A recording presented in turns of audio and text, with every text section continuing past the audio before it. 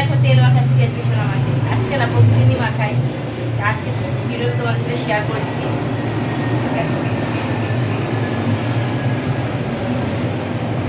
আর যা কাঁদে এই মেয়ে তেল মাখালে, আচ্ছা উল্টো করে দিয়েছি। মা সোনা মা, এই যে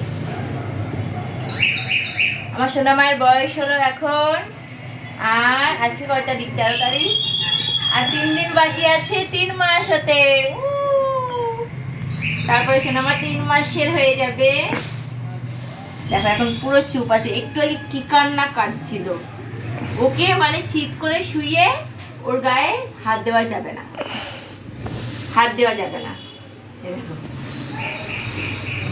বুঝেছ? এইভাবে তেল মালিশ করি, এইভাবে। এবার ওকে স্নান করাবো। আর আজকে হচ্ছে একটু দক্ষিণেশ্বর যাবার আছে,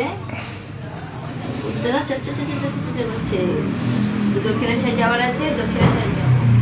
তাই ওকে একটু স্নান টান করিয়ে নিয়ে তারপরে নিয়ে যাব। এখন অলরেডি 10টা বেজে গেছে, ওই যেতে যেতে ধরো 12টাই বাজবে। তার আগেই মানে 12টার মধ্যেই পৌঁছে যাওয়ার চেষ্টা করব। দিয়ে অ্যাকচুয়ালি এর আগে একবার গিয়েছিলাম, তো তখন আমার না মানতটা পূরণ হয়নি তখন। এইবার বাড়ি যাওয়ার আগেই মানতটা এখানে পূরণ করে তারপরে যাব।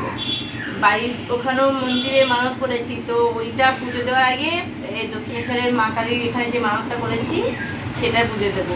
আর সত্যি বলতে আমি যেটা প্রার্থনা করেছিলাম দক্ষিণেশ্বরের মন্দিরে গিয়ে, তো সেটা সত্যি ফুলফিল হয়েছে। ঠিক আছে, তো আমি এটা শুনেছিলাম, আমি শুনিনি, দাদা ভাই শুনেছিল।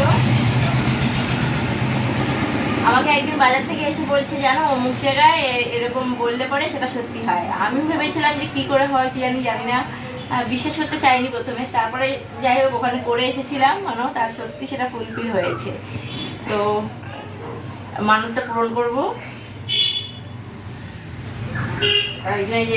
না দেখো কিছু না চুপচাপ হয়ে আছে এখন, দেখেছ? এতে আমার মেয়ে সব পারে, মানে ঠেলে ঠেলে ওপর উঠে যাবে, কিন্তু ওকে চিৎ করে শোয়ালে হবে না। ঘাট এখন নড়বড়ে।